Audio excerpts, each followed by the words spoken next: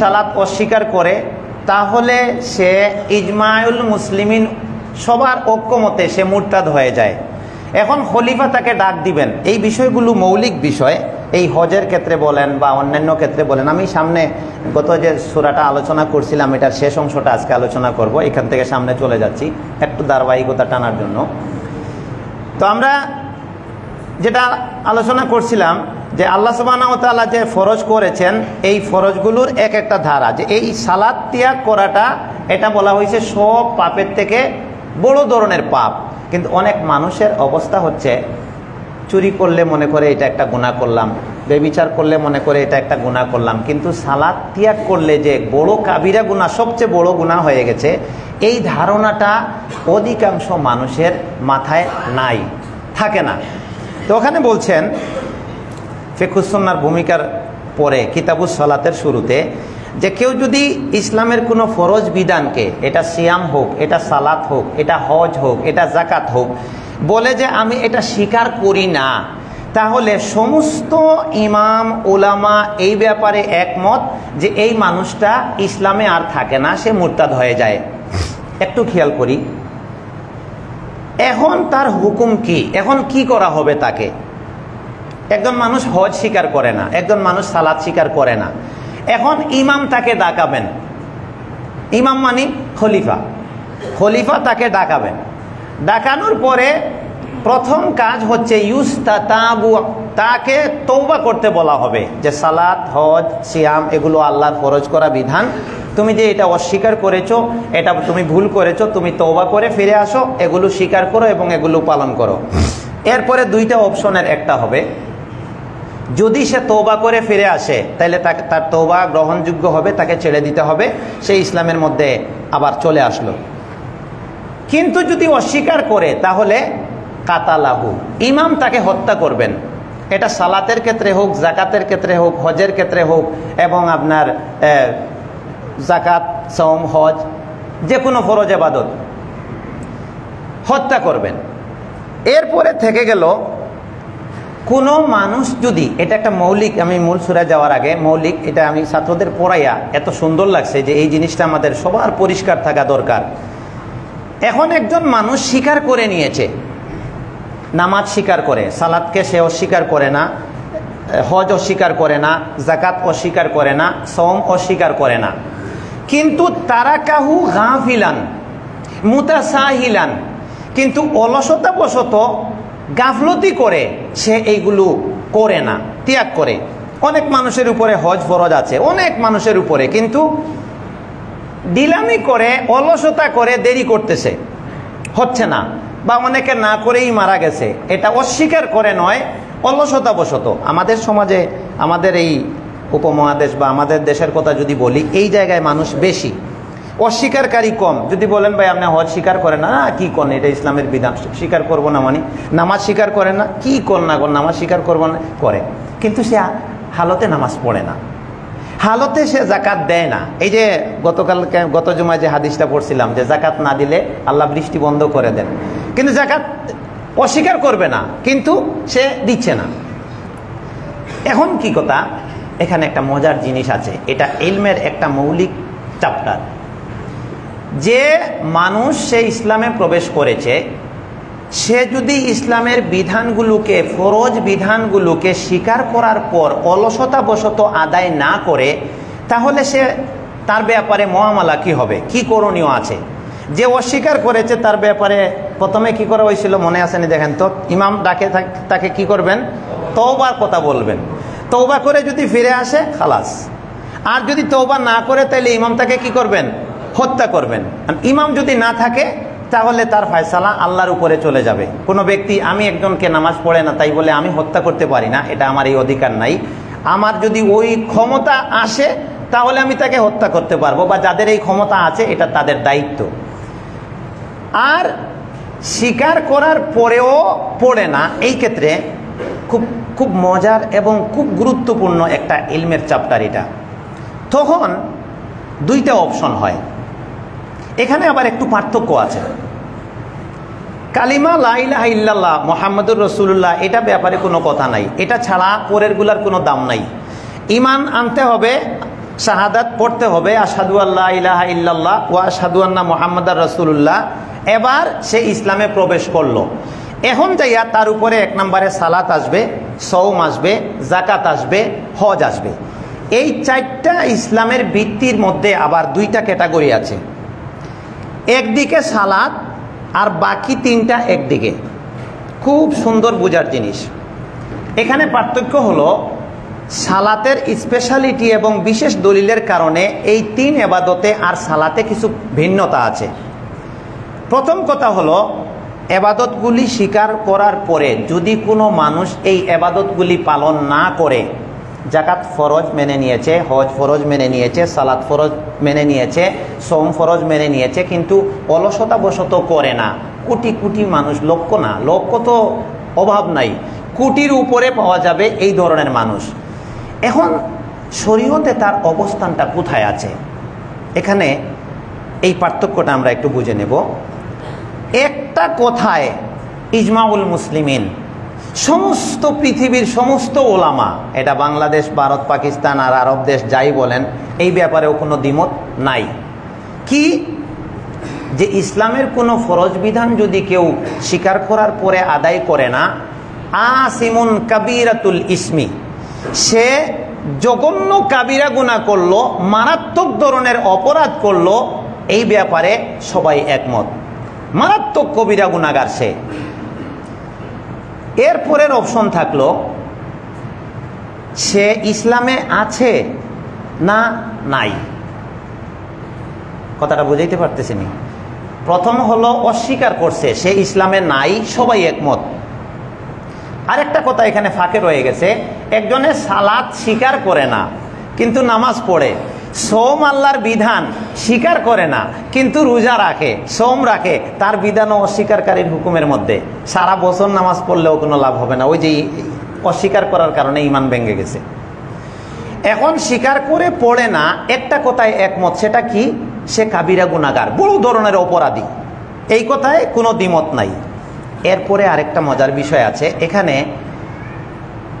এরপরে প্রশ্ন থেকে যায় যে এই ফরজ বিধানগুলোকে স্বীকার করে যদি কেউ আদায় না করে, তাহলে সে ইসলামে থাকে না ইসলামের সীমানা থেকে সে বেরিয়ে যায়?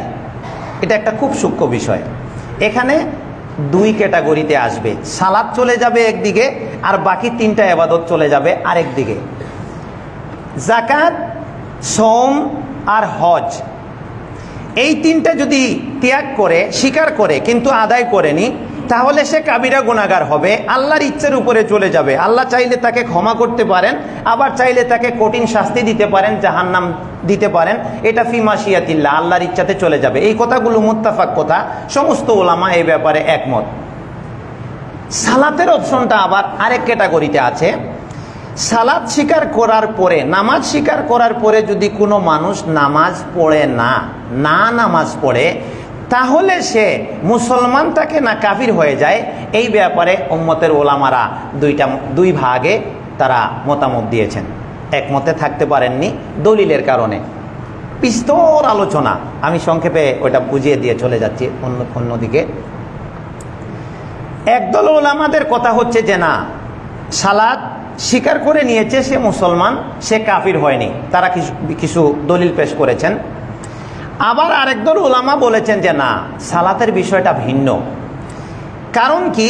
নবী সাল্লাল্লাহু আলাইহি ওয়াসাল্লাম বলেছেন একজন মানুষ মুসলমান, কাফির আর মুশরিকের মধ্যে পার্থক্যকারী হচ্ছে সালাত। আবার বলেছেন সালাত হচ্ছে দিনের ভিত্তি, খুঁটি। যে সালাত আদায় করলো সে দিনের ভিত্তি ঠিক রাখলো, আর যে সালাত নষ্ট করে দিল, সে সালাতের ভিত্তি যখন নষ্ট করে দিল, সে আর ইসলামের মধ্যে নাই। আরেকটা মজার ব্যাপার হচ্ছে, সাহাবায়ে কেরামের মধ্যে সংখ্যাগরিষ্ঠ বিশিষ্ট অনেক সাহাবী, অনেক নাম আছে, আমি এখন নামগুলো বলতে পারছি না, অনেক নাম কিতাবের মধ্যে ছাত্রদের আমি পড়াইলাম। বিশিষ্ট সংখ্যাগরিষ্ঠ অনেক সাহাবা এই মাসালায় তারা একমত যে সালাত ত্যাগ করলে মানুষ কাফির হইয়া যায়, অন্য কোনো ইবাদত ত্যাগ করলে কাফির না হলেও। আন আব্দুল্লাহ ইবনে শাকিক রাদিয়াল্লাহু আনহু, আব্দুল্লাহ ইবনে শাকিক রাদিয়াল্লাহু আনহুর একটা বর্ণনা, কানু লা ইয়ারাউনা শাইআন তারকুহু কুফরুন গায়রা সলাতি। সাহাবায়ে কেরাম ইসলামের কোনো বিধানকে ছেড়ে দেওয়া কুফরি মনে করতেন না। গায়রাস সালাতি, সালাত চালা মানে কোনো মানুষ সালাত ত্যাগ করলে মনে করতেন সে কাফির হয়ে গেছে, নাউজুবিল্লাহ। আবার এই কথার লগে আরেকটা কথা জড়িত আছে যে নবীর সময়তে মুনাফিক, খালিস মুনাফিক ছাড়া কোনো মানুষ জামাত পর্যন্ত ত্যাগ করতে পারেনি। মুনাফিকরাও মসজিদে যাইতো, কিন্তু মাঝে মাঝে ফজরে, মাঝে মাঝে এশায় এটা তাদের কাছে ভারী মনে হতো। তখন আল্লাহ নবী আবার বিশেষ হাদিস বর্ণনা করেছেন। তাহলে এই ক্যাটাগরিতে এবার আমরা আমাদেরকে মাপিত, ওই যে গত জুমায় যে হাদিসটা শোনাইলাম আর শেষে বলছিলাম না যে আমরা কোনটা বাদ দিছি, কোনটাতে আমরা নাই, আমরা সব অপরাধে আছি। এবার ইসলামের বিধান পালনের ক্ষেত্রে এইখানে দেখেন আমরা কয়জন টিকি, এখানেও আমরা টিকতে পারি না। তো এবার এই মূল জায়গায় চলে আসি। এখন প্রশ্ন থেকে গেল যে সালাত ছেড়ে দিলে কাফির হয়ে যায়, এটা একটা প্রতিষ্ঠিত মাসআলা। এবং আগে হয়তো বলেছিলাম কোনো সময়, সালেহ আল উসাইমিন রাহিমাউল্লাহ আরব দেশের একজন বড় ফকি ছিলেন, একজন গ্র্যান্ড মুফতি, বড় একজন আলেম। তিনি একটা কিতাব লিখেছিলেন, এই কিতাবটার নাম হচ্ছে হুকমু তারিকিস সালাহ। কি নাম? হুকমু তারিকিস সালাহ। এটা বাংলায় অনুবাদ পাওয়া যায়, আপনারা নেটে সার্চ দিলেও পাবেন। এখানে তিনি অনেক দলিল এনে এটা প্রমাণ করে বুঝাই দিয়েছেন যে সালাত ত্যাগ করলে মানুষ আর ইসলামে থাকে না, সে কাফির হয়ে যায়। এটা আমরা আরও আলোচনা করেছি বা অন্য আলিমরাও করেছেন, আমরা শুনেছিও, এখানে আমি আর সময় আর দিচ্ছি না। যদি মাসআলা এটাই হয় তাইলে বিপদ একটা না, বিপদের উপরে বিপদ। কিসের উপরে? কি কন্ত? বিপদের উপরে বিপদ। হাজারো বিপদ ডেকে আনে এই একটা বিপদ। ছেলে নামাজি, মেয়ে বেনামাজি, বিয়ে ভেঙে গেছে। দেখছেন বিপদ কোথায় হাত দিছে? বিপদের উপরে বিপদ। বেনামাজি সকালে গরু জবাই করছে, আপনি গিয়ে গুস্ত এনে মজা করে খাচ্ছেন, এটা তো হারাম হয়ে গেছে। বিপদের উপরে বিপদ। বেনামাজি মারা গেছে, শরীয়ত বলছে এর জানাজা হবে না, অথচ আমরা জানাজা পড়তেছি। বেনামাজি মারা গেছে, শরীয়ত বলছে মুসলমানদের কবরে তার দাফন হবে না, আমরা তো তাকে ওখানেও দাফন করতেছি। বেনামাজি মুশরিক, কিন্তু মুশরিকের জন্য ক্ষমা ইস্তেগফার নাই, কিন্তু বেনামাজি মারা গেছে আমরা তার জন্য ক্ষমা করছি। বিপদের উপরে বিপদ। এটা এত সাংঘাতিক বিপদ, আমার মনে হয় না অল্প কিছু ফ্যামিলি ছাড়া কোনো ফ্যামিলি এই বিপদ থেকে মুক্ত আছে। ফ্যামিলির সব সদস্য পাক্কা নামাজি, আল্লাহর হুকুম মানে, এরকম ফ্যামিলি হয়তোবা হাজারে 2-5টা পাবেন, আর অধিকাংশ ফ্যামিলি এর মধ্যে নাই। বিপদের উপরে বিপদ। এগুলো কেন? আর এই বিপদ থেকে কাটিয়ে ওঠার উপায়টা কি? এই বিষয়টা নিয়ে আমরা গত জুমায় যে সূরাটা আলোচনা করেছিলাম, এই জিনিসটা বুঝতে হলে নবীদের দাওয়াতের তরিকাটা বুঝতে হয়। কি বললাম? এই বিষয়টা যে এত মানুষ বেনামাজি হয় কেন, এত মানুষ যাকাত দেয় না কেন, এত মানুষ রোজা রাখে না কেন, এত মানুষ হজ করে না কেন, এত মানুষ এত পাপ করে কেন, এই কেনর উত্তর পাইতে হলে কি বললাম, নবীদের দাওয়াতের তরিকাটা বুঝতে হয়। আমরা বিরাট একটা গন্ডগোলের মধ্যে আছি, ভুলের মধ্যে আছি। সেটা আমার ভুল, শুধু আপনাদের না।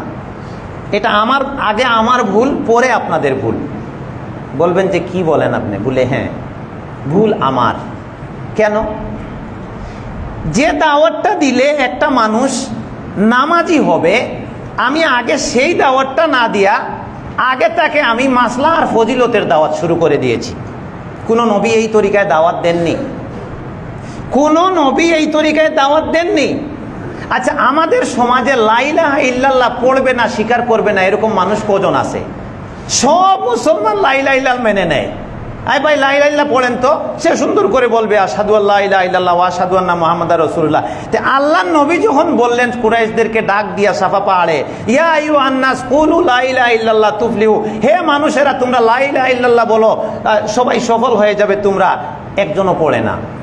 ব্যাপারটা কি? পার্থক্যটা কি? সম্মানিত বন্ধু ভাইয়েরা, মুরব্বী আছেন, ভাইয়েরা আছেন, এটা অনেক সেন্সিটিভ একটা জায়গা। কথা অনেক কিছু নিয়ে বলা যায়, আপনারা অনেক কিছু নিয়েই শুনেছেন। আমি যেসব জানি এমন আমিও বিশ্বাস করি না আপনাদের, এটা আমি চাপাইও দেই না। আপনারা অনেকে অনেক কিছুই জানেন, অনেক বিষয়ে আমি যেটা জানি না সেটাও আপনারা জানেন। এটা অনেক সেন্সিটিভ একটা বিষয় যে আমার সমাজের মানুষ আজকে হানাফি শাফেঈ যারা বলেন যে স্তরে আছে, যে কোনো মানুষকে গিয়ে বলেন ভাই তুমি বলো আশহাদু আল্লা ইলাহা ইল্লাল্লাহ ওয়া আশহাদু আন্না মুহাম্মাদার রাসূলুল্লাহ অথবা লা ইলাহা ইল্লাল্লাহ তুমি বলো, সে সুন্দর করে বলবে। কিন্তু আল্লাহর নবী যখন এই দাওয়াতটা দিলেন, তার আত্মীয় স্বজন, শিক্ষিত মানুষ, চাচা বাইস্তা কেউ এটা বলতে রাজি হয় না। তারা উল্টা বলে আপনি এটা কি বলেন, আমাদের বাপদাদার কথা ছেড়ে দিব আপনার এই কথায়? আজা আলাল আলিহাতা ইলাহা ওয়াহিদা। তারা উল্টা প্রশ্ন করেছে, সর্বনাশ, মুহাম্মদ বলে কি সাল্লাল্লাহু আলাইহি সাল্লাম যে আমরা অনেক ইলাহের ইবাদত করতেছি, সে সব ইলাহ বাদ দিয়ে এক ইলাহের ইবাদত করতে বলে, সব তো গন্ডগোল বাজায় দিতেছে। ব্যাপারটা কি? ব্যাপার একটা জায়গায়, সম্মানিত ভাই বোন, আরবের মুশরিকরা লা ইলাহা ইল্লাল্লাহ পড়েনি এই জন্য যে তারা লা ইলাহা ইল্লাল্লাহর মানেটা বুঝেছিল। লা ইলাহা ইল্লাল্লাহ পড়ার পরে তার কি অবস্থা হবে, তার মধ্যে কি চেঞ্জিং আসবে, এটা তারা বুঝেছিল। তারা বুঝেছিল লা ইলাহা ইল্লাল্লাহ বলার পরে একটা মানুষ যখন আল্লাহর কাছে আত্মসমর্পণ করে দিবে, তখন এক চুল পরিমাণ সে নিজের ইচ্ছায় চলতে পারবে না। সে তার ইচ্ছায় আর দেশ চালাইতে পারবে না, সে তার ইচ্ছায় ব্যবসা করতে পারবে না, সে তার ইচ্ছায় সমাজ চালাইতে পারবে না, সে তার ইচ্ছায় লেনদেন করতে পারবে না, সে তার ইচ্ছায় বিয়ে শাদী করতে পারবে না। সব একটা আইনের ভিতরে চলে যাচ্ছে। এই জায়গায় মানুষ নিজেকে সুপুর্দ করতে তারা রাজি হয়নি। আর আমাদের সমস্যাটা হচ্ছে আমরা লা ইলাহা ইল্লাল্লাহ এটা বুঝিনি। এই কারণে আমাদের সমাজের মানুষ লা ইলাহা ইল্লাল্লাহ পড়েও বেনামাজি, লা ইলাহা ইল্লাল্লাহ পড়েও রোজা রাখে না, লা ইলাহা ইল্লাল্লাহ স্বীকার করার পরেও পড়ার পরেও হজ করে না। এই জন্য সূরা নূহের যে দাওয়াতে আমরা কালকে পড়েছিলাম, তিনি গত জুমায়, এই সূরাটার শেষ অংশ রয়েছে তো মজার কিছু কথা, এই জন্য আজকে ওইটা বের করলাম। নূহ আলাইহিস সালাম তিনটা কথার দাওয়াত দিয়েছিলেন। তিনটা কথা মনে আছে? এটা 3 নম্বর আয়াতে, যে আল্লাহ নূহ আলাইহিস সালামকে পাঠাইলেন তার কওমের কাছে, তুমি গিয়া তাদেরকে ভীতি প্রদর্শন করো আযাবের। ক্বালা ইয়া কওমি ইন্নী লাকুম নাযীরুম মুবিন। তিনি বললেন, হে আমার কওম, আমি তোমাদের জন্য ভীতি প্রদর্শনকারী হিসেবে এসেছি। তারপরে তিনি তিনটা কথা বলেছিলেন, কি কি? আনি আবুদুল্লাহ ওয়াত্তাকুহু ওয়া আতিউন। অনেক সুন্দর করে বুঝাই দিয়েছিলাম গত জুমায়। 1 নাম্বার হচ্ছে এক আল্লাহর ইবাদত করো, 2 নাম্বার আল্লাহকে ভয় করে চলো, 3 নাম্বার কি? আমি নবীর অনুসরণ।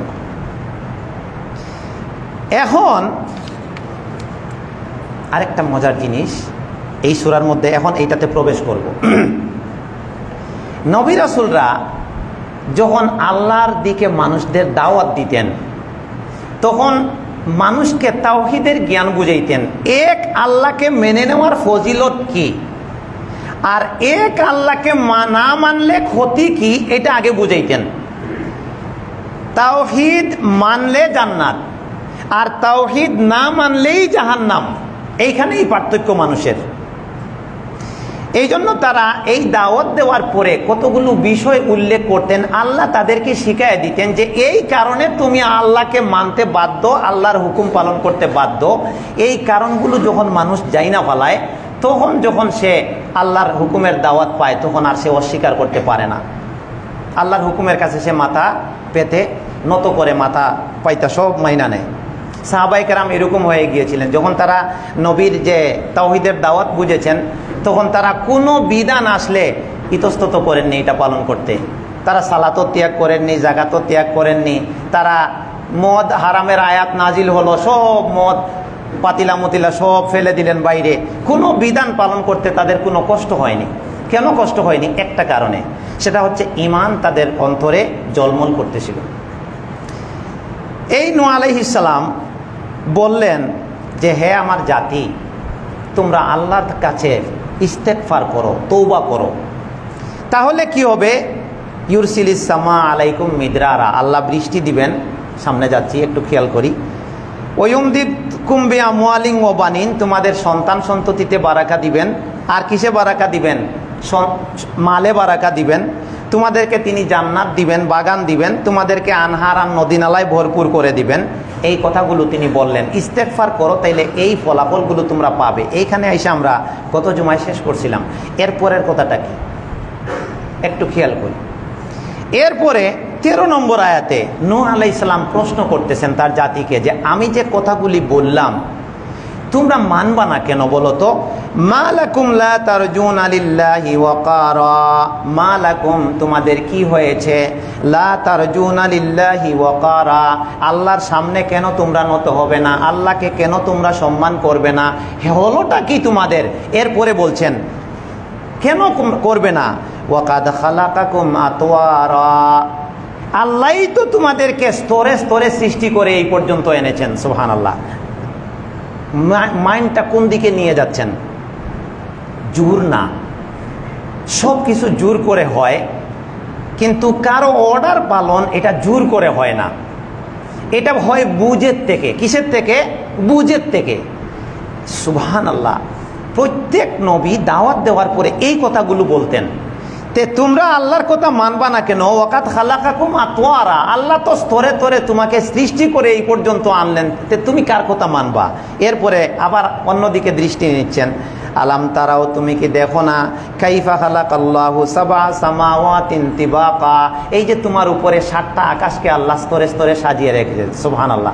মানে আল্লাহর ক্ষমতার দিকে দৃষ্টি আকর্ষণ করতেছেন। এরপরে শেষ না, আবার বলছেন ওয়াজআলাল কামারা ফীহিন্না নূরা, মানে কি ওয়াজআলাল কামারা ফীহিন্না নূরা, কামর মানে কি চন্দ্র। এই যে চন্দ্রটা দেখো না, এটাকে আল্লাহ আলোক উজ্জ্বল করেছেন। অন্ধকার রাতে যখন চন্দ্র উঠে তখন আলো দেয়। ওয়াজআলাশ শামসা সিরাজা, আরো দেখো তুমি শামস, শামসুন কি, এগুলা অনেক ব্যবহৃত শব্দ। এই শব্দগুলোর সাথে পরিচিত হওয়ার জন্য আমি অনুরোধ করব যে আধা ঘন্টা 20 মিনিট আগেও বলছি, কোরআনের অর্থের সাথে মিল রাখার জন্য, অর্থ পড়বার জন্য। ওয়াজআলাশ শামসা সিরাজা, আল্লাহ সূর্যকে বানিয়েছেন কি সিরাজ। সিরাজ মানে বাতি, এই যে লাইট জ্বলতেছে আলো আসতেছে, এই সূর্যটা পুরা পৃথিবীর জন্য সিরাজ, এইগুলা বুঝেন। এরপরে কি করলেন, ওয়াল্লাহু আম্বাতাকুম মিনাল আরদি নাবাতা আল্লাহ তোমাদেরকে এই জমিন থেকে সব কিছু উৎপাদন করেন, তোমাদেরকে উৎপাদন করেন। সৃষ্টির উপাদানও মাটি, আর আমরা এই মাটির জিনিস খাইয়াই জীবন ধারণ করি, বাঁচি। এরপরে কি বললেন, সুম্মা ইউঈদুকুম ফিহা, দেখো মনটা মানুষের যখন নরম হয়, একটা জিনিস কি, একজন মানুষ অনেক রাগ করছে একজনের উপরে, সে প্রচণ্ড ক্ষেপে আছে যে আমার এরকম নির্যাতন করলো, এরকম করলো, আমি তার কত উপকার করলাম, অনেক রাগ, কথাই বলবো না। কিন্তু এই অবস্থা রাগের সময় থাকে, পরে যখন সরে যায় দেখবেন আস্তে আস্তে মনটা নরম হয়ে যায়। মন নরম হইলে আবার ঠিকই সালাম দেয়, আবার ঠিকই কথা বলে। তো নবীরা দাওয়াত দিয়ে মানুষের মনোজগৎটাকে দুর্বল করার চেষ্টা করতেন, মনটাকে দুর্বল করে আল্লাহর দিকে নেওয়ার চেষ্টা করতেন। আশ্চর্যজনক উদাহরণ, এটা আরও বলেছি, আমি যাচ্ছি না ওইদিকে, একটু স্মরণ করায় দেওয়া। মুসা আলাইহিস সালামকে ফেরাউনের কাছে পাঠাইয়া আল্লাহ বললেন নরম সুরে তারে দাওয়াত দাও, কুলা লাহু কাওলাল লাইয়িনা, নরম সুরে দাওয়াত দাও, হয়তো সে পরিশুদ্ধ হয়ে যাবে। দাওয়াত জিনিসটা পুরোটাই বুঝের ব্যাপার। এখানে এই ফিল্ডে অনেকে এই মুখের ভাষার কারণে অনেক মানুষ প্রচণ্ড সমালোচনা করে, কথা কিন্তু সহি বলছে, কথা কিন্তু কি বলছে, সহি কথা বলছে, কিন্তু মাঝে মাঝে গিয়া ভাষার মিস্টেক হয়েছে বা শব্দ চয়নে ভুল হয়েছে বা প্রতিপক্ষ আঘাত পাইছে, এই জিনিস মানুষ নিতে চায় না সহজে। সুন্দরভাবে বললে এটা আল্লাহর নবীদের সুন্নাত। দাওয়াতের ক্ষেত্রে হৃদয়ে গভীরে পৌঁছবে এমন কথা হবে এবং প্রতিপক্ষকে সম্মান দিয়ে কথা হবে। কি বুঝলাম? এটা সবাই একটু আমরা মনে করে নেই। আমি যারা দাওয়াত দিচ্ছি আমি তাকে তুচ্ছ জ্ঞান করতেছি, এটা যাতে সে বুঝতে না পারে। কালকে মনে হয় একজন আলেমের আলোচনা শুনলাম, ওই যে লুকমান তার ছেলেকে যে দাওয়াত দিচ্ছিলেন উপদেশ, সূরা লুকমানে তিনি বলছেন ইয়া বুনাইয়া আকিমিস সালাহ, হে আমার আদরের সন্তান তুমি সালাত কায়েম করো। ওই বুনাইয়া দিয়া উনি অনেক কথা বলেছেন, অনেক কোন তাফসির করেছেন। এখানে হে বৎস বললে হতো, কিন্তু ইয়া বুনাইয়া, হে আমার আদরের সন্তান, তোমাকে আমি এত স্নেহ করি, এটা করছি এটা করছি, তুমি ছোট্ট ছিলা, হ্যাঁ আসো আমার সাথে নামাজ পড়ি। দাওয়াতের ভাষার সৌন্দর্য। তো নূহ আলাইহিস সালাম বললেন যে দেখো তোমরা আল্লাহকে মানবা না কেন, দেখো আল্লাহ জমিন থেকে তোমারে উত্তোলন করলেন, জন্ম দিলেন, জমিনের উৎপাদন থেকে খাওয়াচ্ছেন। সুম্মা ইউঈদুকুম ফিহা, আবার সেই আল্লাহই তোমাকে জমিনে ফিরিয়ে নিবেন। দুর্বল করে দিচ্ছেন। আসলেও তো তাই। আমার চেয়ে 100 বছর আগের মানুষগুলি কই?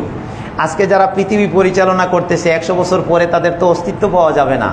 এরপরে বলছেন ওয়ুখরিজুকুম ইখরাজা, আবার তিনি তোমাকে সেখান থেকে বের করবেন। এটা মেসেজ। এই মেসেজটা কেন দেওয়া হয়? মানুষকে এটা দিয়ে দুর্বল করা যায় বেশি। মানুষ যখনই চিন্তা করবে যে আরে এত কিছু করতেছি, ব্যবসা বাণিজ্য কাজ কাম, এত ব্যস্ত হয়ে পড়ছি, যখনই একটু চিন্তা করবে আচ্ছা এত কিছু করে শেষে হবেটা কি, কবরে যাওয়ার সময় কি নিয়ে যাব, হ্যাঁ কি কাজে লাগবে আমার, আস্তে আস্তে সে দুর্বল হতে থাকে। তখন আবার আশা কমায় দেয়, না একটু কম করি, আল্লাহর দিকে বেশি মনোনিবেশ করি। আবার যখন শয়তান তাকে আকৃষ্ট করে ফেলে তখন আবার অনেক কিছু চিন্তার মধ্যে পড়ে যায়, আপ ডাউন করে, চিন্তা আপ ডাউন করে। এই মেসেজটা কি দিলেন? যে আল্লাহ তোমাকে জমিন থেকে বের করছে, আবার আল্লাহ তোমাকে জমিনে ফিরিয়ে নেবেন, আবার আল্লাহ সেই জমিন থেকে তোমাকে কি করবেন? বের করবেন। এই মেসেজটা সূরা তাহার মধ্যেও আছে যে মিনহা খালাকনাকুম, এই জমিন থেকে তোমাদের সৃষ্টি, ও ফিহা নুঈদুকুম, আবার এই জমিনেই তোমাদের প্রত্যাবর্তন, ও মিনহা নুখরিজুকুম তারাতান উখরা, এখান থেকেই আবার আমি তোমাদেরকে বের করে আনবো। অতএব তুমি বেশি ক্ষমতাশীল নও, তুমি স্থায়ীও নও, আর তুমি আমার পাকড়ার বাইরেও নও। এখানে 3টা জিনিস বাইরে হয়েছে কিন্তু। আমি জমিন থেকে তোমাকে বানাইছি, মানে তুমি সৃষ্টিগতভাবেই দুর্বল। সুবহানাল্লাহ। দেখেন কি বোঝা দরকার ছিল, আর মানুষ কি কোথায় নিয়ে কি করছে।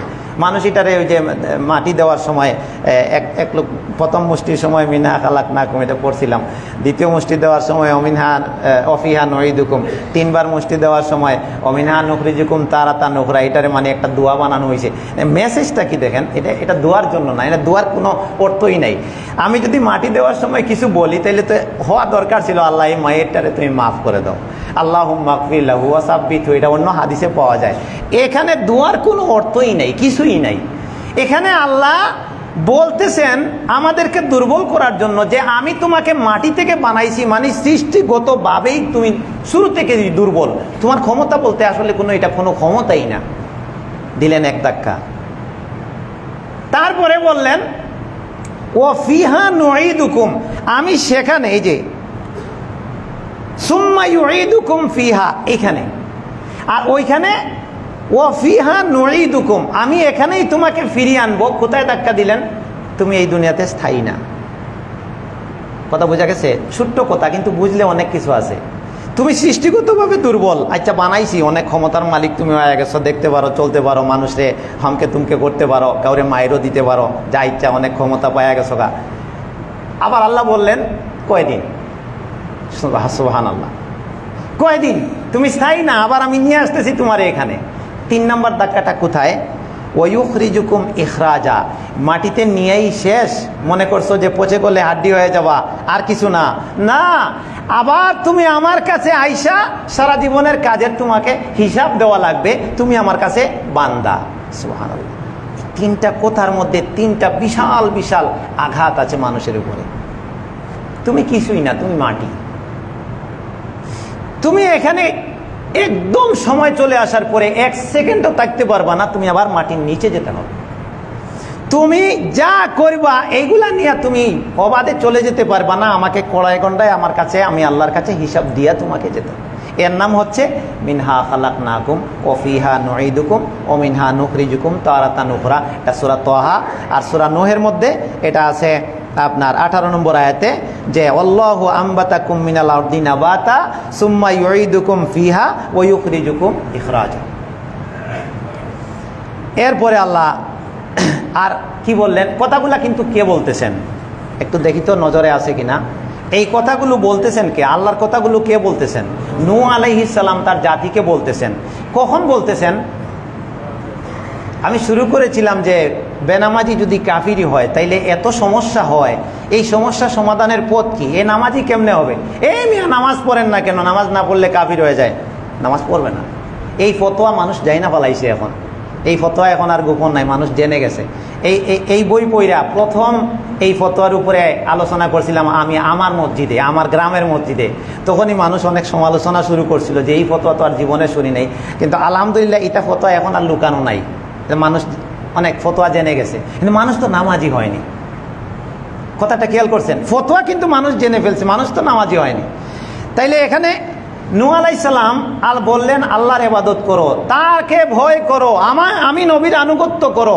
এরপরে এত ওয়াজ, এই ওয়াজটাই হচ্ছে মূল কারণ যে মানুষ কেন আল্লাহর হুকুম পালন করে না।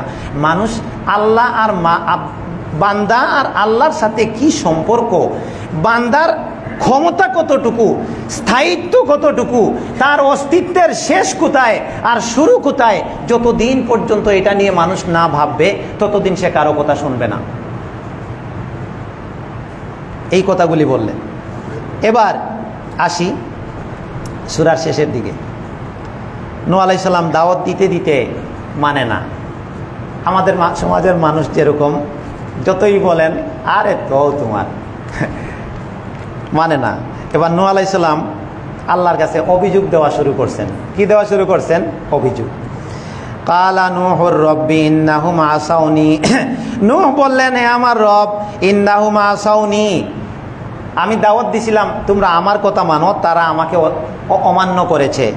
ওয়াত্তাবাউ, তারা আমার অনুসরণ না করে, মাল্লাম ইয়াজিদহু মালুহু ওয়া ওয়ালাদুহু ইল্লা খাসারা, তাদের অনুসরণ করেছে যারা তাদের সম্পদেরও উপকার করতে পারে না, সন্তানেরও উপকার করতে পারে না, ক্ষতি আর ক্ষতি ছাড়া কিছু করতে পারে না। এই মানুষগুলো তাদের পিছনে হুমড়ি গাইয়া পড়ছে। নাউজুবিল্লাহি মিন যালিক। দেখেন তো মিলেনি? তখন হয়তো আমরা বলতে পারি যে যারা মূর্তির পূজা করেছিল তাদের পিছনে মানুষ চলেছে, যার কারণে তারা শিরিক করে, মানে শিরিক করে মুশরিক হয়ে গেছে। এখন নাম পরিবর্তন, কাজ একই আছে। কি বললাম? নামে অবস্থায় পরিবর্তন হয়েছে কিন্তু কাজ একই আছে। এখন যারা মানুষকে মুরিদ বানায় একই অবস্থা। মুরিদ বানাইয়া যারা বলে আমি তোমাদেরকে পার করে দেব, তোমরা আমারে নাজার নিয়ামত দিবা, একই অবস্থা। কারণ তখনকার সময় থেকে মানুষ একই উদ্দেশ্যে মূর্তির সম্মান করত, মূর্তির পূজা করত। কেন? এরা আল্লাহর নৈকট্যে আমাদেরকে পৌঁছাইয়া দিবে।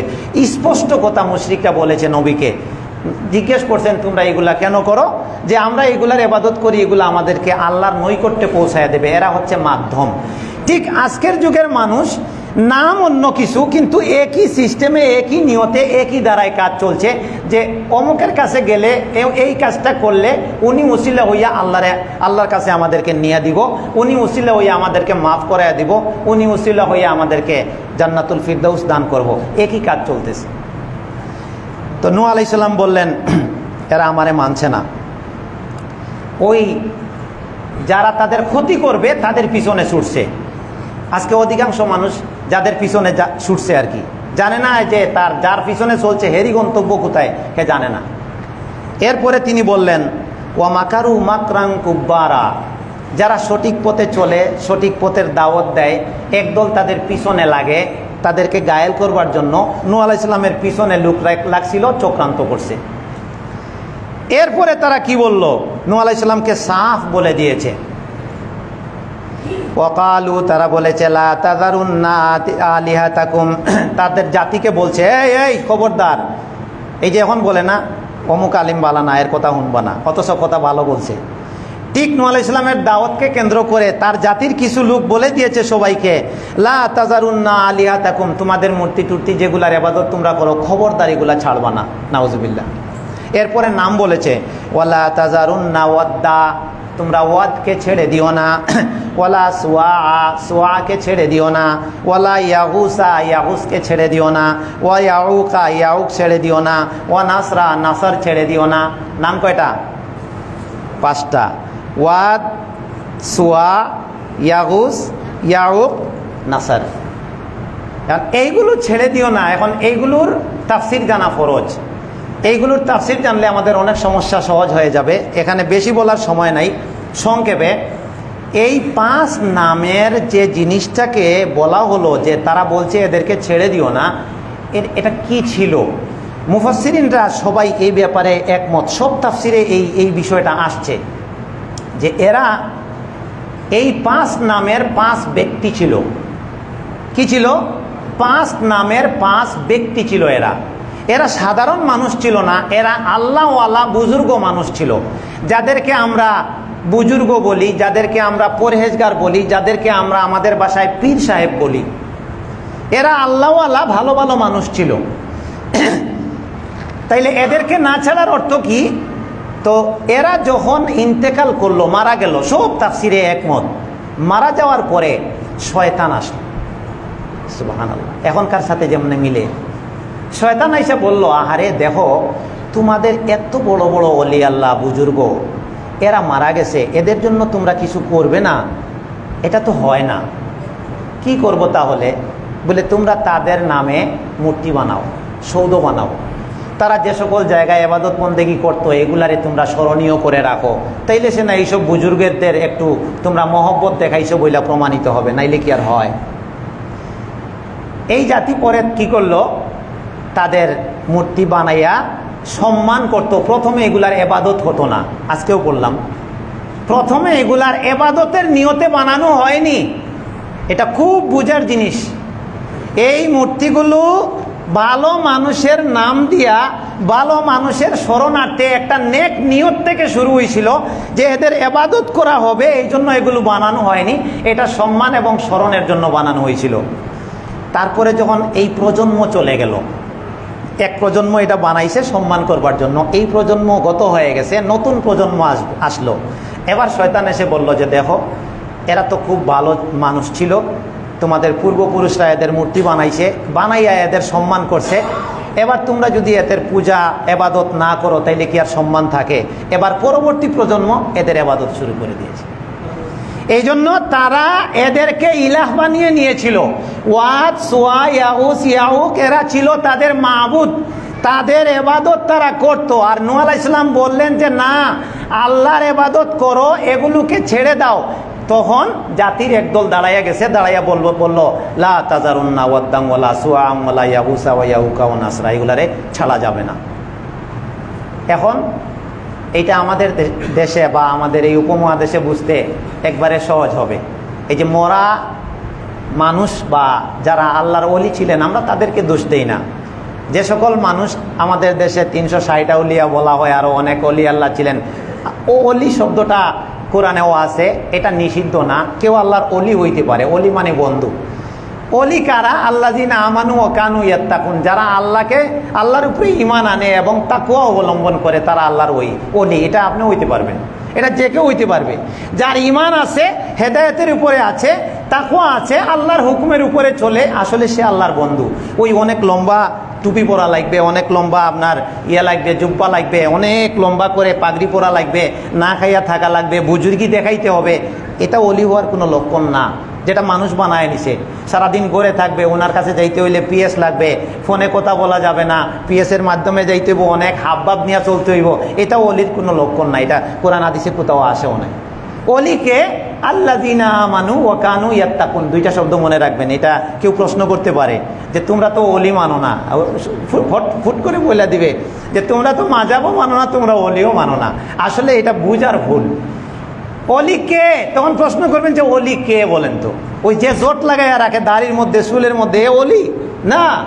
অলি হলো যার ঈমান পাকাপুক্ত, শিরিক করে না, আর যে তাকওয়া অবলম্বন করে, গুনাহ থেকে পয়সা থাকে, সে হইল অলি। তে যারে তুমি অলি বানাচ্ছ, আর হে গুনাহ না, মানুষকে মুশরিক বানায় দিচ্ছে, আর তুমি আবার তারে অলি বানাও। সুবহানাল্লাহ, নাউযুবিল্লাহি মিন যালিক। মুশরিক বানাচ্ছে, তুমি তারে অলি বানাবা কেমনে? তো কি হলো? এদের ইবাদত তারা শুরু করে দিল। নূহ আলাইহিস সালাম নিষেধ করলেন, তারা মানল না। এরপরে কি হলো? আমরা সূরারও শেষের দিকে আসছি। এগুলো আসলে এই বিষয়গুলো যদি অ্যাভেলেবেল হতো সমাজে, পাড়ায়, মহল্লায়, সেমিনারে, খুতবায়, জুমার আলোচনায়, এই বিষয়গুলো বারবার আলোচনায় আসলে মানুষের মূল জায়গাটা সুন্দর হয়ে যেত। মানুষ তাওহীদটা বুঝতো, আল্লাহর একত্ব বুঝতো, শিরিক জিনিস থেকে বাইসা থাকতো। তখন আস্তে আস্তে সব বিধান পালনের মেজাজ অটোমেটিক তৈরি হয়ে যেত যে না, আমি যেহেতু এক আল্লাহকে মানছি, অতএব আল্লাহর হুকুম মানতে হবে। এখন আর তারে আপনি নামাজ থেকে ফিরাইতে পারতেন না, আপনি বললেও সে নামাজ বাদ দিত না। এই জায়গাগুলোর সমস্যা। আল্লাহ তুমি হেফাজত করো, মাফ করো, আল্লাহুম্মা আমিন। ওয়াকাদ আদাল্লু কাসীরা ওয়ালা তাজিদিজ জালিমিনা ইল্লা তাবারা। এইভাবে তারা অনেক মানুষকে গুমরা করে ফেলছে। মানুষকে গুমরা করে। আপনি একটা জিনিস সঠিক বুঝছেন, আরেকজন আরে না এই কথা মানা যাইতো না। এই মানুষ মানুষকে গুমরা করে। এরপরে কি হলো এইবার দেখেন, গত জুমার খুতবায় আর এই আয়াতে মিলেনি। গত জুমার খুতবায় বলা হয়েছিল যে মানুষের উপরে যত বিপদ মুসিবত, মানুষ যে ধ্বংস হয় এটা তার পাপের কারণে হয়। আজকের এই আয়াতে, এটা হচ্ছে 25 নম্বর আয়াত সূরা নূহের, মিম্মা খাতিআতিহিম, তাদের পাপের কারণে। খাতিয়াতুন অর্থ গুনাহ, পাপ, অপরাধ। মিম্মা খাতিআতিহিম, তাদের পাপের কারণে। উগরিকু, তাদেরকে ডুবিয়ে মারা হয়েছে। নাউযুবিল্লাহি মিন যালিক। এই ঘটনা তো আমরা জানি। নূহ আলাইহিস সালামের কওমকে কেমনে মারা হলো? আল্লাহ আসমানকে বললেন পানি দাও, ওয়া আরদু, এবং জমিনকে বললেন পানি উতলাইতে থাকো। উপর থেকেও পানি ওঠা শুরু, নিচ থেকেও পানি ওঠা শুরু হলো, আসমান থেকেও পানি পড়া শুরু হলো। হাত্তা ইযা ফারাত তান্নুর, তান্নুর বলা হয়েছে চুলা। চুলার উপরে পানি উঠে গেলে আর মানুষ বাঁচতে পারে না। রানবে কই, খাবে কই, খাবার দাবার নাই, তাইলে মরা ছাড়া কোনো উপায় নাই। এরপরে কি হয়?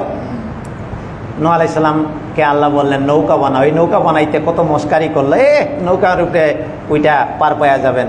পরে নূহ আলাইহিস সালাম ঠিকই নৌকায় উঠে যদি পাহাড়ে গিয়া নৌকা ঠেকলো, আর ওয়া আগরাকনাল্লাযিনা কাফারু, সব কাফির গোষ্ঠী সুদ্ধা আল্লাহ ডুবাইয়া শেষ করে দিলেন। এটা ছিল আল্লাহর ক্ষমতা। তাহলে আল্লাহ শুকনা দিয়েও ধ্বংস করেন, আবার উল্টা পানি দিয়েও ধ্বংস করেন। এই বলা হচ্ছে যে মিম্মা খাতিআতিহিম উগরিকু, তাদের পাপের কারণে তাদেরকে ডুবিয়ে মারা হয়েছে। ফাউদখিলু নারা, এরপরেই তাদেরকে জাহান্নামে প্রবেশ করানো হয়েছে। সম্মানিত হাজিরিন, এখানে একটা কথা, মজার কথা। কথাটা হচ্ছে, একটু বুঝার চেষ্টা করি। আল্লাহ বলছেন মিম্মা খাতিআতিহিম উগরিকু, তাদের পাপের কারণে তাদেরকে ডুবিয়ে মারা হয়েছে। এরপরে ঠিক পরে বলা হচ্ছে, আপনারা তো কোরআন তো সবার বাড়িতে আছে, মিলাইতে পারবেন। এর ঠিক পরে বলা হচ্ছে ফাউদখিলু নারা, অতঃপর প্রবেশ করানো হয়েছে তাদেরকে নারে, আগুনে, মানে জাহান্নামে। এখানে একটু বুঝেননি কিছু? দেখেন তো, একদল মানুষ কবরে যে আযাব হয় এটা কেমনে হয়, কিভাবে হয়, সশরীরে হয় না রুহের উপরে হয় নাকি আদৌ হবে না, এটা নিয়ে অনেক কথা। এই আয়াত কি বলছে? আল্লাহ বলছেন মিম্মা খাতিআতিহিম উগরিকু, তাদের পাপের কারণে তাদেরকে ডুবাইয়া দেওয়া হয়েছে। ঠিক পরে বলা হচ্ছে ফাউদখিলু নারা, এরপরেই তাদেরকে জাহান্নামে প্রবেশ করানো হয়েছে। এটা অতীতকালীন মাজহুলের শব্দ। যারা আরবি বুঝেন চট করে বুঝা বলাইবেন। এটা ফেইলে মাজি এবং মাজহুল, অতীতকালের শব্দ। এটা কৃত হয়ে গেছে, তার মানে তারা আগুনে তাদেরকে প্রবেশ করানো হয়ে গেছে। আজকে না, ওই নূহ আলাইহিস সালামের যেদিন বন্যা হয়েছিল ওই দিন।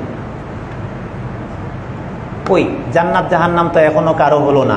আল্লাহ যে বললেন প্রবেশ করানো হয়ে গেছে, তার মানে আযাব শুরু হয়ে গেছে। ঠিক ফেরাউনের যেদিন ডুবানো হলো ফেরাউনকে, ঠিক সেম কথা যেদিন তাকে ডুবাইয়া মারা হলো, আল্লাহ অর্ডার করলেন ফেরেশতাদেরকে আদখিলু আলা ফিরআউনা আশাদ্দাল আযাব, ফেরাউন সম্প্রদায়কে তোমরা কঠিন শাস্তিতে প্রবেশ করায় দাও, এখনই করায় দাও। তাহলে দেখেন, এই জিনিসগুলো যদি ক্লিয়ার না হয়, মানুষ নামাজ পড়বে না। যত ফতোয়া দেই না, বেনামাজি কাফির, মানবে না। সে তার অস্তিত্ব জানে না, গন্তব্য জানে না, নবীদের দাওয়াতের ধারাবাহিকতা জানে না, আল্লাহর ক্ষমতা বুঝে না। এই কারণে তো একজন মানুষ দুনিয়াতে থাকলো, বসবাস করলো, কিন্তু মৃত্যুর সাথে সাথে সে পরকালীন ফলাফলের মধ্যে চলে গেছে। এই শাস্তি তার শুরু হয়ে গেছে যদি সে খারাপ হয়, আর আরাম শুরু হয়ে গেছে যদি সে ভালো হয়। অনেক হাদিসে ব্যাপার। আমাদের সময় কম, আমরা সূরাটা শেষ করি। আলোচনা করতেছিলাম গত জুমায় আর আজকের জুমায় বেশিরভাগ এই যে সূরা নূহ নিয়ে, যে কিভাবে তিনি দাওয়াত দিলেন আর পাপের কারণে কিভাবে মানুষকে ডুবিয়ে মারা হলো। এরপরে লাস্টে কি বলা হয়েছে, এখানে 25 নম্বর আয়াতটা, তিনটা গুরুত্বপূর্ণ কথা এখানে। প্রথম বাক্য মিম্মা খাতিআতিহিম উগরিকু, কি কারণে তাদেরকে ডুবাইয়া মারা হয়েছে? পাপের কারণে। কি কারণে? পাপের কারণে। 2 নম্বর বাক্য হচ্ছে ফাউদখিলু নারা, তাদেরকে কোথায় প্রবেশ করানো হয়েছে? আগুনে, মানে শাস্তি শুরু হয়ে গেছে। এটা কয় নম্বর আয়াত? 25 নম্বর। এখানে আরেকটা মেসেজ, এই কথাটা আল্লাহ এখানে না বললেও পারতেন। এই যে আমাদেরকে ধাক্কা দিচ্ছেন, কেন যে মানুষ কোরআন পড়ে না, কোরআনে সময় দেয় না, ব্রেইন ওয়াশ হয়ে গেলে সব সোজা। আল্লাহ নবী 13 বছর দাওয়াত দিলেন, মাত্র কয়েকজন মুসলমান, কিন্তু এদেরকে দিয়ে পরে কাজ হয়েছে, মক্কায় গিয়ে ইসলাম বিজয়ী হয়ে গেছে। আর ওই দুর্বল ইমানদার দিয়া কোটি কোটি দিয়া কিচ্ছু হচ্ছে না। আজকে কি হচ্ছে আমাদের দিয়া? আমরা কি করতে পারতেছি? আমাদের মুসলমান ভাই বোনেরা অহরহ মায়ের খাচ্ছে, তারা না ইবাদত করতে পারতেছে, তাদের অস্তিত্ব ঠিক নাই, তাদের ঘর বাড়িতে থাকতে পারতেছে না। এই লক্ষ কোটি মুসলমান কোটি কোটি, আমরা কি করতে পারতেছি? কিচ্ছু করতে পারতেছি না, শক্তি নাই, ইমান আমাদের নিভে গেছে। এরপরে 3 নম্বর কথাটা কি? 25 নম্বর আয়াতে 3টা কথা। 1 নম্বর কথা কি? তাদের পাপের কারণে তাদেরকে ডুবানো হয়েছে। 2 নম্বর কথাটা কি?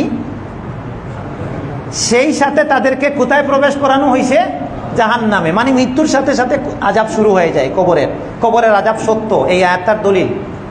3 নম্বর কথা হচ্ছে ফালাম ইয়াজিদু লাহুম মিন দুনিল্লাহি আনসারা, এরপর তারা আর কোনো সাহায্যকারীও পায় নাই। নাউজুবিল্লাহি মিন যালিক। আল্লাহর ধরাও যখন শুরু হয় তখন মানুষ এটা বুঝতে পারে যে না, সারা জীবন আমি যার উপরে ভরসা করছিলাম ও তো কাজে লাগলো না। আমি যারে সারা জীবন নজর নিয়ামত দিলাম, মান্নত দিলাম, আমার দান উপহার দিলাম, যারে আমি কোশিশ করলাম, যার কদম মুবারকে আমি সালাম দিলাম, এমনকি সিজদা পর্যন্ত দিতেও দেখেছি, যার সে ভক্ত হয়ে গেছে সিজদা পর্যন্ত দিয়ে দিচ্ছে। যখন আল্লাহর ধরাও পড়ে যাবে ঠিক ওই সময় বুঝতে পারবে আহারে আমি তো ভুল জায়গায় এগুলা করেছি। এই যে তারা বলছে ফালাম ইয়াজিদু লাহুম মিন দুনিল্লাহি আনসারা, আল্লাহর ধরা শুরু হওয়ার আগ পর্যন্ত মানুষ ওই ভুল বিশ্বাসের উপরে অনড় থেকে যায়। নাউজুবিল্লাহি মিন যালিক। এবার শেষমেশ কি? নূহ আলাইহিস সালাম দাওয়াত দিলেন, মানলো না, ওরা মূর্তি ওয়াদিয়া ওসিয়া উক নাসর ছাড়বো না। শেষে চলে আসছি আমরা। শেষমেশ হলো নূহ আলাইহিস সালাম এবার আল্লাহর কাছে অন্যভাবে ফরিয়াদ করলেন। ওই যে ডুবে মরার ঠিক আগে তিনি বললেন ওয়াকালা নূহুর রব্বি, আর নূহ বললেন হে আমার রব, লা তাজার আলাল আরদি মিনাল কাফিরিনা দাইয়ারা। এক কাজ করেন, এগুলার তো বহুত দাওয়াত দিছি, দাওয়াতি জীবনে নবীদের মধ্যে সবচেয়ে বেশি হায়াতের কে ছিলেন? নূহ আলাইহিস সালাম। ফালাবিসা ফিহিম আলফা সানাতিন ইল্লা 50 আমা, 50 বাদে 1000, মানে 950 বছর দাওয়াতি দিয়েছে। এত লম্বা সময় দাওয়াত কি রাইতে দিছেন না দিনে? হ্যাঁ, লাইলান ওয়া নাহারা, চুপি চুপি না জোরে জোরে। আলানতু লাহুম ওয়া আসরারতু লাহুম ইসরারা, দুনুভাবে আস্তে আস্তে চুপি চুপি একা একা সমাজে রাইতে দিনে দাওয়াত দিতে দিতে দিতে দিতে, আর এই জাতির কথা শুনতে শুনতে আর মনে করছেন যে এদের মনে আল্লাহ মোহর ময়রা দিছে, আর হবে না। এবার শেষ সূরার শেষে আইসা নূহ আলাইহিস সালাম আল্লাহকে অন্যভাবে এবার ফরিয়াদ করতেছেন যে আল্লাহ এবার আমার দ্বারা হবে না, এবার আপনার অ্যাকশন দরকার। সুবহানাল্লাহ। আমার কথা এই জাতি আর নিল না, আর নিবে না, এবার আপনি এদের উপরে অ্যাকশন নেন। তিনি যেটা তিনি করতে পারবেন সেটা করলেন, সেটা হলো তিনি দোয়া করলেন, লা তাযার আলাল আরদি মিনাল কাফিরিনা দাইয়ারা। আল্লাহ গো, এই কাফিরদের একটারেও আর আপনি আর দুনিয়াতে থাকতে দিয়েন না। আপনার পানি, লবণ, ভাত, মাছ, খাদ্য, আলো বাতাস এরা আর না খাক, বহুত খাইছে, তা আপনার নাফরমানি করতে করতে চূড়ান্ত পর্যায়ে গেছে, এবার আপনি এদের ধরেন। তারপর আরেকটা কথা বললেন, ইন্নাকা ইনতাজারহুম ইউদিল্লু ইবাদাকা, যদি আরো এদেরকে দুনিয়াতে রাখেন, এরা তো গুমরা হইছে, ওই যারা আরো ভালো আছে এদেরকেও গুমরা করবে। ওয়ালা ইয়ালিদু ইল্লা ফাজিরান কাফারা, আর এরা যে বিয়ে শাদী করবে, সন্তান যে আসতে থাকবে, এই সবগুলারেও এরা কাফির বানাবে। নাউজুবিল্লাহ। একটা মানুষ খারাপ হইলে শুধু সে খারাপ হয় না, এটা তার প্রজন্মের উপরে পড়ে। এই জন্য তো কাফিরের ঘরে কাফির হয়, হিন্দুর ঘরে হিন্দু হয়। কয়জন হিন্দু পরিবার থেকে মুসলমান হয়েছে ছোট্টকালে? না, পরবর্তীতে যারা বুঝে মুসলমানের ঘরে স্বাভাবিকভাবে এই মুসলমানদের বাচ্চা হচ্ছে, কিন্তু আসলে সব বাচ্চা ইসলামের যোগ্যতা নিয়ে আসে, কিন্তু হিন্দু সমাজে থাকার কারণে সমাজে তাকে হিন্দু বানায় নিছে, আবাওয়াহু, তার বাপ মা। তো এখানে নূহ আলাইহিস সালাম লাস্টে কি করলেন, এটা আছে 26 এবং 27 নম্বর আয়াতে, যে আল্লাহ আপনি এদেরকে ধরেন, এদেরকে আর দুনিয়াতে রাখিয়েন না। রাখলে 2টা সমস্যা দেখেন তো, বলতে পারিনি আমরা 2টা সমস্যা কি কি। এটা 26 নম্বর আয়াত, 27 নম্বর আয়াত। একটা হলো এরা নিজেরা গুমরা হইছে, বাকি মানুষগুলোরেও গুমরা বানাবে। দেখেন না এখন গুমরা বানাচ্ছে, সুবহানাল্লাহ, আশ্চর্য হয়ে যাবেন। স্পষ্ট ভুলের দিকে মানুষকে ডাকতেছে আর মানুষও এইটার উপরে স্লোগান দিচ্ছে, অবাক হয়ে যাবেন। তো এরা গুমরা বানাবে। আর দ্বিতীয়ত কি, এদের পেট থেকে যা প্রজন্ম আসবে, এদের সন্তান যারা আসবে, এগুলোও কাফির হবে। রাইখেন না। এবার শেষে তিনি সূরার শেষ বাক্য হচ্ছে 28 নম্বর আয়াত। এই সূরাতে আয়াতই হচ্ছে 28টা। এই আয়াতে আমরা আসছি। 28 নম্বর আয়াতে তিনি কাফিরদের জন্য বদদুয়া করে। এবার কিছু অনুসারী তার ছিল, কিছু মানুষ তার উপরে ঈমান এনেছে, তাদের জন্য তিনি কি করলেন, এটা হচ্ছে সব নবীদের ধ্বংসের ক্ষেত্রে এটাই, যে তারা যখন আর দাওয়াত দিতে দিতে আর পারেন না, তখন জাতি ধ্বংস হয়ে যায়, কিন্তু আল্লাহ তাআলা তাকে আর তার উম্মতকে, যারা তার উপরে ঈমান আনে, তাদেরকে বাঁচায় দেন। সবশেষে তিনি একটা দোয়া করলেন, রব্বিগফিরলি, আল্লাহ, রব্বি অর্থ কি, হে আমার রব, রব্বি হে আমার রব। এখানে ইয়াটা উচ্চ, দেখবেন যে শুধু রব্বি রা আছে আর বা আছে, কিন্তু একটা ইয়া এখানে উজ্জ আছে। মূলত ছিল ইয়া রব্বি, হে আমার প্রতিপালক। তাহলে নূহ আলাইহিস সালাম ডাকলেন কাকে? রবকে, আল্লাহকে। দেখে কি বললেন? ইগফিরলি, এক নাম্বার কথা। কয়টা কথা দেখি তো, গনি আমরা। সূরার শেষ আয়াতে তিনি কি কি বললেন, গনি আমরা।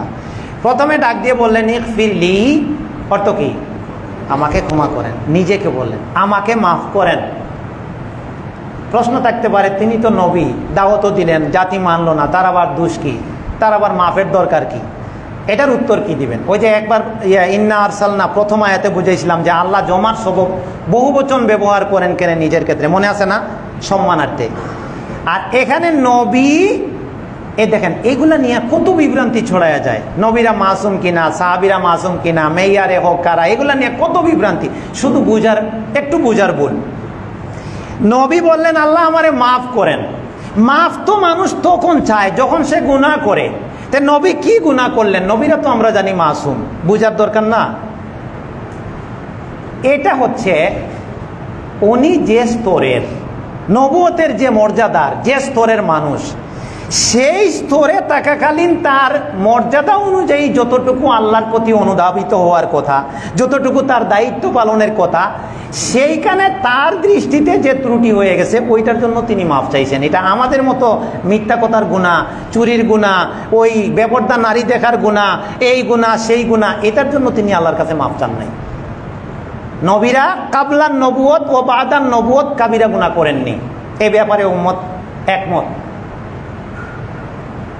কি এক ভণ্ড আশ্চর্য কথা বলল, ওই যে দুঃখ লাগে মাঝে মাঝে যে আমাদের নবীর ব্যাপারে কত মারাত্মক কথা বলছে। ইসলামী শাসক থাকলে তো এদেরকে কাতলের হুকুম আসতো।